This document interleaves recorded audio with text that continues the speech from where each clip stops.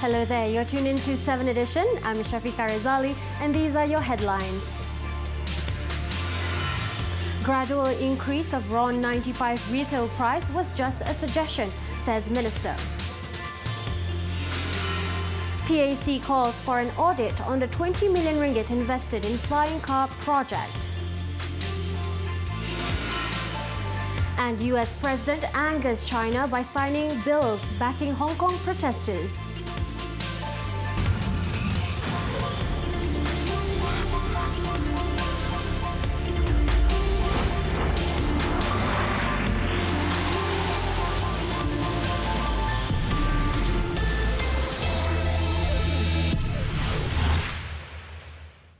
Good evening. Domestic Trade and Consumer Affairs Minister Dato Sri Saifuddin Nasution Ismail today said the gradual increase of RON 95 retail price by 1 cent per week starting January next year was just a suggestion and has yet been finalised by the government. He clarified that the proposal has not received the green light by the Cabinet and his ministry was still engaging with various quarters for feedback on the matter. Dato Sri Saifuddin said the move was still being discussed as fixing the market fuel price is dependent on various factors such as the automatic price mechanism, currency exchange, the price of crude oil at that time and others. Jadi kita bincang pelbagai perkara. Jadi salah satu daripadanya yang belum lagi berupa perkara yang kita mutamakkan adalah berupa perkara yang semalam dalam jawapan malam. Tapi apakah statusnya? Itu bukan satu perkara yang kita mutamakkan lagi. Speaking at the launch of Buy Malaysian Products campaign by Petronas Dagangan in Ampang today, he added that he will bring the proposal to the cabinet meeting tomorrow and an announcement will be made if the decision has been made.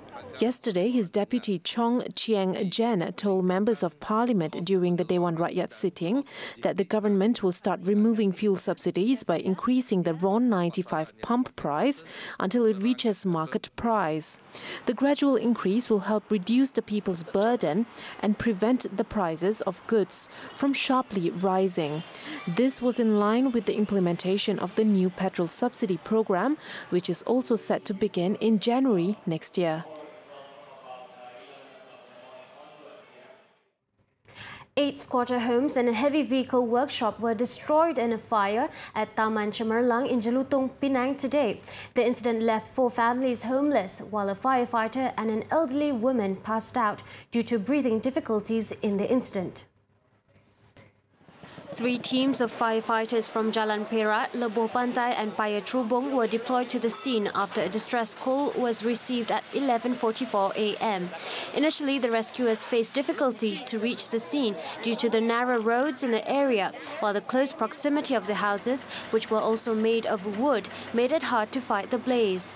It was understood that the senior citizen as well as the fireman lost consciousness due to the thick black smoke billowing from the burning structures. Kita juga mendapati seorang mangsa bukan terlibat dengan kebakaran, seorang mangsa yang pengsan di luar lokasi kebakaran dan juga kita ada seorang mangsa anggota bombo sendiri yang pengsan di tempat kejadian dan kedua-duanya telah dirawat dan dibawa ke Hospital Pulau Pinang. The firefighters managed to bring the blaze under control nearly an hour later. The cause of the fire and amount of losses are still being investigated. Sungai Pinang Assemblyman Lim Siu Kim, who visited the fire victims following the incident, said she will seek assistance from the state government to help provide temporary accommodations for those affected. The Kota Kinabalu Court of Appeal today struck out Tan Sri Musa Aman's appeal against the High Court's decision to dismiss his claim as the rightful Sabah Chief Minister. Tan Sri Musa was also ordered to pay 20,000 ringgit in cost to the first respondent, Yang di-Pertua Negeri Tun Johar Mahiruddin, and 50,000 ringgit to Datuk Sri Muhammad Shafi'i Abdal. A three-member bench comprising Justices Datuk Kamardin Hashim, Datuk Rod Zariah Bujang and Datuk Muhammad Zabidin Muhammad Dia allowed the respondents' preliminary objection to strike out the appeal after agreeing with Datuk Sri Muhammad Shafi's lawyer that the case was academic. Tan Sri Musa's lawyer, Tengku Fuad Tengku Ahmad, said he was disappointed with the decision but said the defence team had received an immediate instruction from Tan Sri Musa to take the matter to the federal court. On November 7th last year, the Kota Kinabalu High Court dismissed the suit filed by the former Sabah Chief Minister against Datuk Sri Muhammad Shafi when it ruled that the latter was the lawful Chief Minister and that his appointment was constitutional.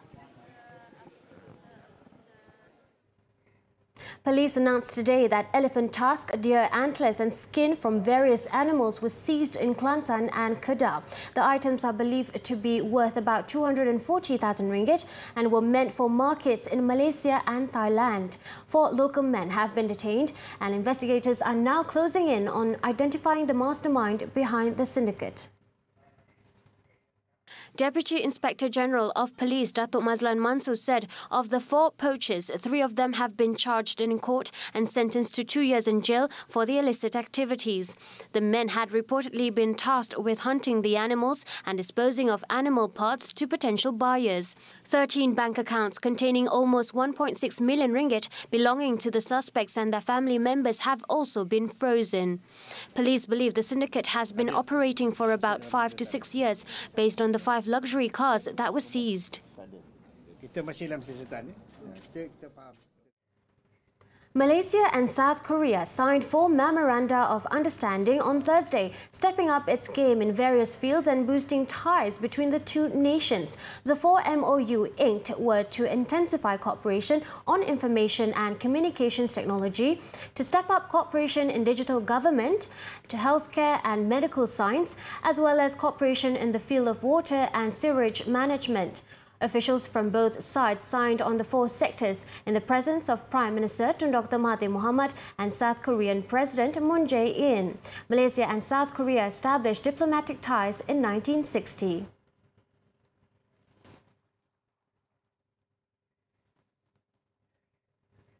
The federal government has sufficient funds and never borrowed to pay its civil servants' salaries. Finance Minister Lim Guan Eng said this had been proven by the reaffirmation of Malaysia's sovereign credit ratings at A3 or A- with a stable outlook. In a statement today, he said should the government borrow to pay the salaries of its civil servants, this would inevitably lead to an immediate credit rating downgrade. He noted that the government also is on target to cut its fiscal deficit from 3.7% of gross domestic product (GDP) in 2018 to 3.4% this year. He added that all borrowings raised by the government are to finance the fiscal deficit and all development expenditures, adding that none of the borrowings are utilized for operational expenditure like the payment of salaries. The statement was in response to a claim made by UMNO Deputy President Datuk Sri Muhammad Hassan that the federal government had borrowed money to pay the salaries of its civil servants. The finance minister pointed out that in the 3rd quarter of 2019, the government's emoluments was 19.9 billion ringgit. In comparison, the government's total revenue for the same quarter was 68.8 billion ringgit, which meant that the government's revenue was more than 3 times the size of its emoluments.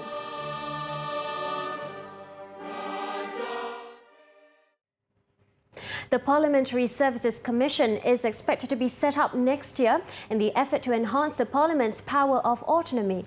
Minister in the Prime Minister's Department, Datuk Liew View Keong, told the Dewan Rakyat today that a study on the Commission was now in the final stages and the bill was being prepared. Penubuhan Suruhanjaya Parlimen Malaysia masih lagi dalam peringkat kajian dan penyediaan draft undang-undang. Penubuhan Suruhanjaya ini akan dilaksanakan setelah ia diperhalusi dan dipersetujui oleh pihak kerajaan. Peringkat kajian dan penyediaan draft. Replying to a supplementary question on the obstructions to the immediate setting up of the commission, Datuk Liew said he needed time to ensure that the move was smoothly implemented. Last March, the chairman of the Parliamentary Caucus on Reform and Governance, Datuk Sri Anwar Ibrahim, said he hoped the bill could be tabled in the Dewan Rakyat session last July to allow the Parliamentary Services Act, which was abolished in 1992, to be revived. However, the bill was not tabled during the July session.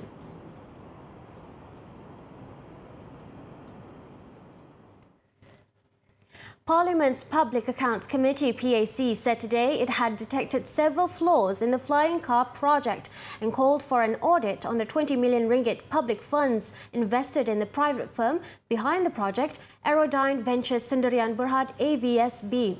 The move is to scrutinise if the funds had been used for the project. In its report today, the PAC said the project was announced prematurely before notifying the Cabinet or relevant agencies. It said even though Entrepreneur Development Minister Datuk Mohammad Redzuan Yusof promoted the project as if it was a national project, the PAC found that it is actually a private initiative. The PAC said that it found that the International Trade and Industries Ministry and the Malaysian Industry Group for High Technology MITE were not referred at all on the direction of Malaysia's air mobility, especially the flying car. It added that Datuk Rizwan, who has been promoting the vehicle and Aerodyne Venture Sendirian Berhad since February this year, did not perform any due diligence on the firm. The committee said no assessment was made of AVSB's finances, intellectual property rights, expertise and its capacity to develop the flying car. The PAC also challenged Datuk Rizwan's statement that AVSB did not receive a single cent from the government and that the prototype was locally designed. It insisted that public funds were used as there was no involvement from MITE. The committee went on to say that the Economic Affairs Ministry has confirmed that the fund was channeled from VTSB to AVSB on November 1, 2019. The PAC also advised the government to study a project first before making a public announcement to avoid negative perception. It then advised Datuk Rizwan to consult and collaborate with the relevant ministries, departments and agencies before making any public announcements on any projects. The committee also called for VTSB to monitor the 20 million ringgit given to AVSB to ensure that the money is spent responsibly on the flying car project. When it becomes shaped like a plane, they call it UAV. Coming up next, over 260 million children worldwide are currently still out of school. More on this after the breather.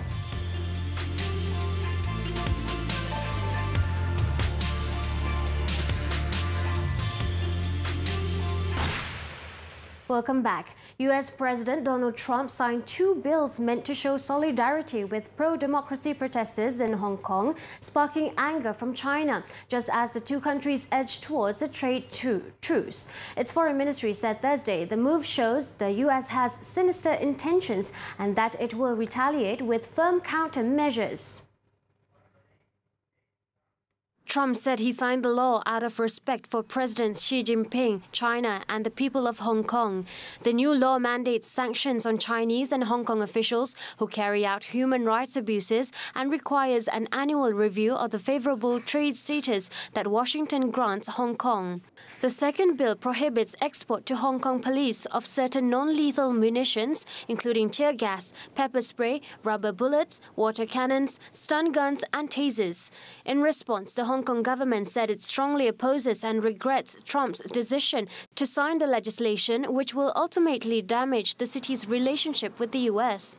It also sends a wrong signal to the protesters and will not help to ease Hong Kong's situation.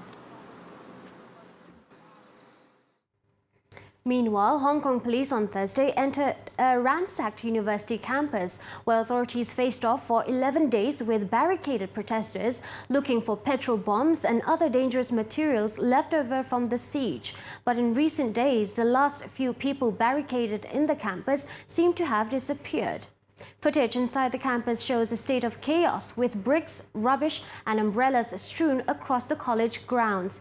Police said the operation was to secure dangerous objects and to collect evidence. They also brought in negotiators, social workers and psychologists in case they found protesters who remained holed up on campus. The Hong Kong Polytechnic University became the epicenter of the territory's increasingly violent protest movement when clashes broke out on November 17th between police and protesters.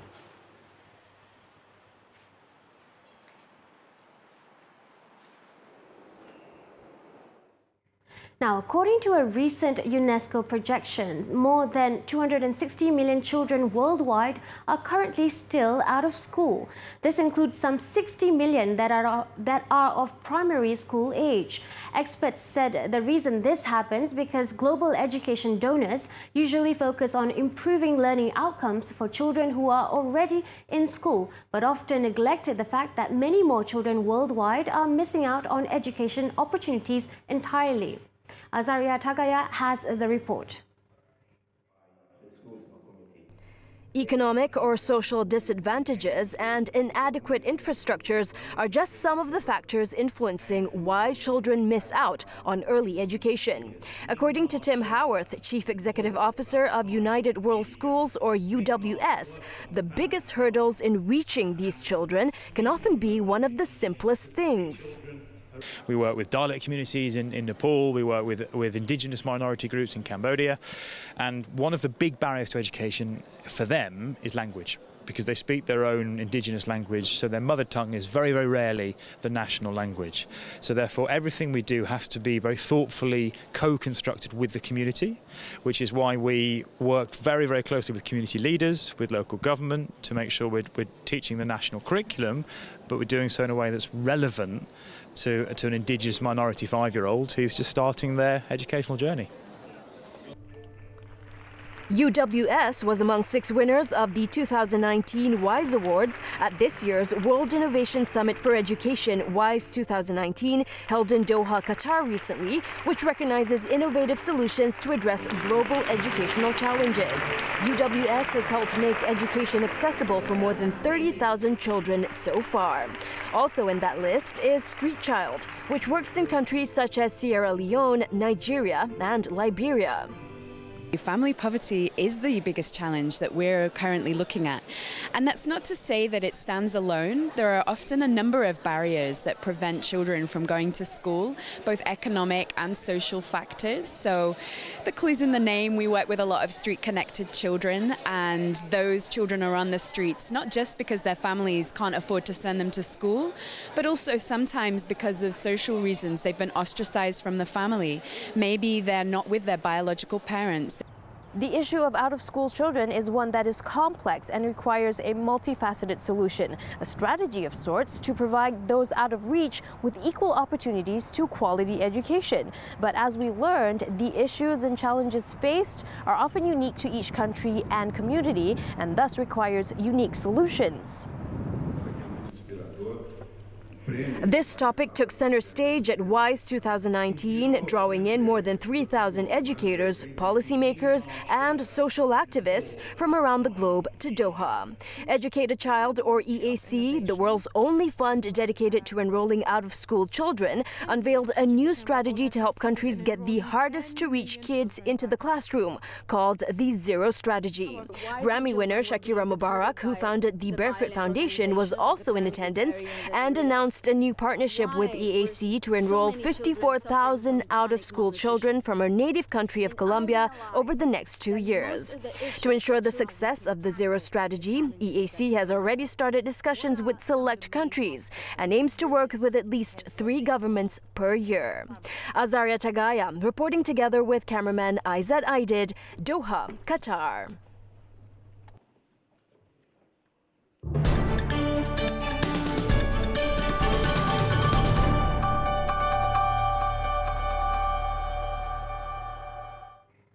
The government is expected to finalize the second samurai bond issuance in the first quarter of next year.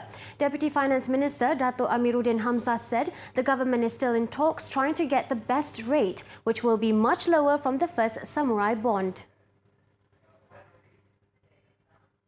If you want to get something, especially samurai bond is in yen, of course it will be subject to fluctuation of currency dan sebagainya. So the lower you can bring down the rate, so it will be so much better for us. I mean, the risk that we'll be facing will be much lower lah, if the rate, coupon rate will be lower. So we are looking and trying to bring it down as much as possible, which will be better for us. He added that Malaysia remains as the main driver for the sukuk market while continuing to lead in the Islamic wealth management industry. Outstanding bonds and sukuk are valued at 1.5 billion ringgit in the third quarter of 2019, which underscores the fact that the Malaysian market continues to be an attractive investment destination for sukuk investors. Sukuk issuance from Malaysia grew from $13.5 billion in 2014 to $22.5 billion in 2019 to date, with an average growth of 11.4% per annum versus 13% per annum for global sukuk in total.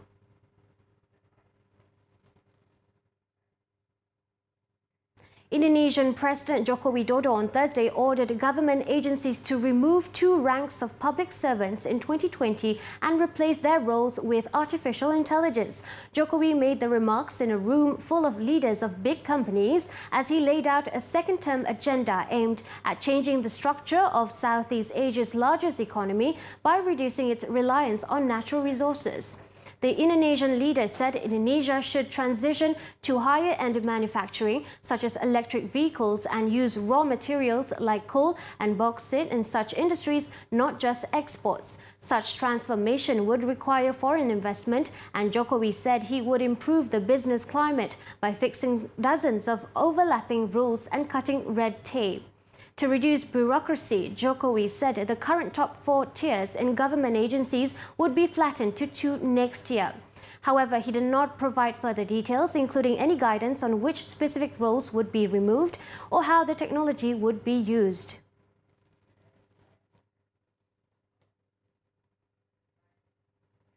Bursa Malaysia closed lower amid broad selling activities and in line with the regional markets on fears that the US support for Hong Kong pro-democracy protesters would thwart its trade deal with China. The benchmark FBM KLCI fell 3.41 points to finish at 1,583.77 as compared to yesterday's close. On to stocks to watch. Tenaga Nasional Berhad TNB reported higher core net profit at 1.14 billion ringgit for the third quarter of 2019, mainly due to lower operating expenses and positive turnaround for its overseas assets. Malaysia's largest power company expects its performance to remain stable this year and would leverage on its existing UK assets and market experience to build up a sizable renewable energy portfolio by 2021 through acquisition. Last but not least, Malaysia Airport Holdings Berhad MAHB posted a 17.4% year-on-year rise in net profit to 197 million ringgit due to higher revenue from both airport and non-airport operations. This was also in line with the overall growth of passengers traffic in both Malaysia and Turkey in the first 9 months of this year.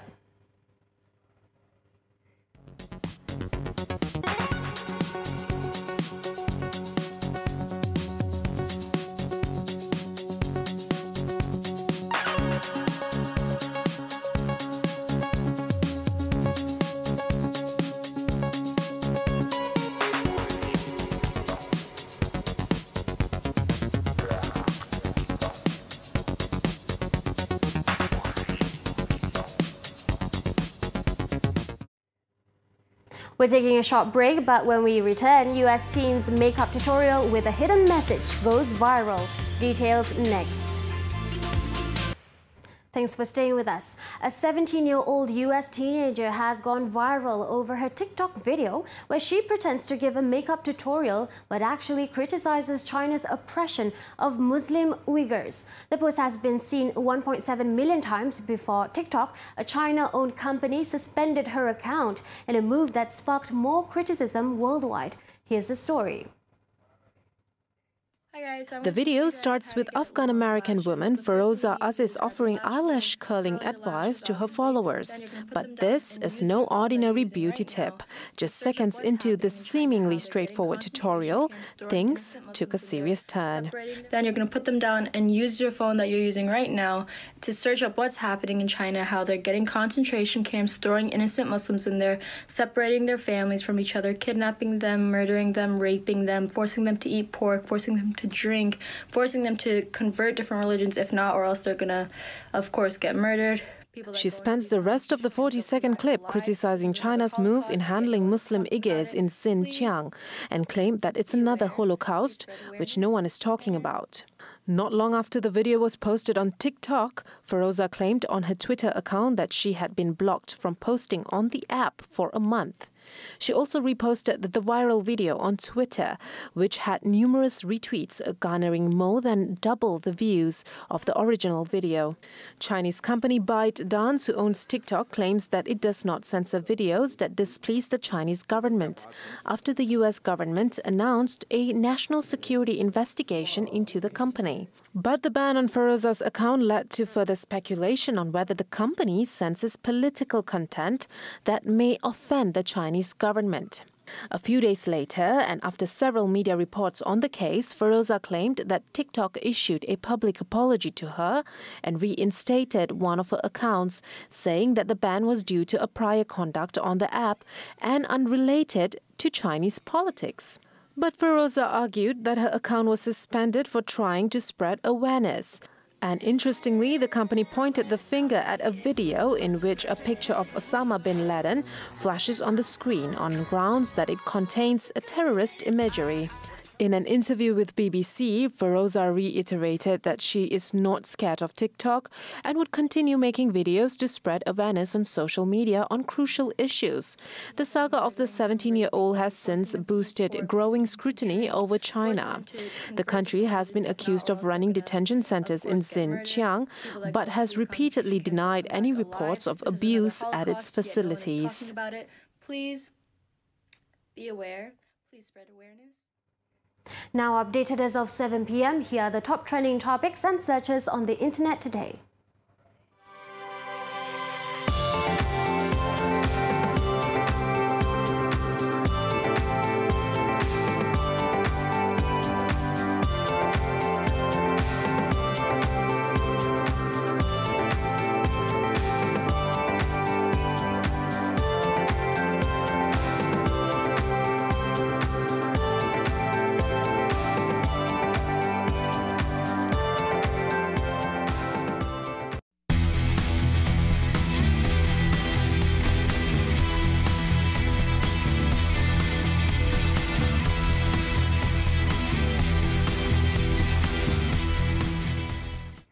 Complaints of the Malaysian contingents at the 2019 SEA Games in Philippines regarding the host logistic issue has simmered down. According to National Contingent Head Datuk Megat Zulkarnain Omardin, it's a great development for the country's athletes. Despite improvements, Philippines President Rodrigo Duterte was reported to be angry over the situation. A slew of complaints that have been raised this week, which have gone viral, include transportation, accommodation and food issues. According to a spokesperson of the President's Palace, Duterte will launch an investigation into the organisers as soon as the event ends on December 11th, and for sanctions to be meted out to those proven to be accountable for the mess. The probe will look into any elements of leakage that caused some of the projects to be done later than the actual deadline set.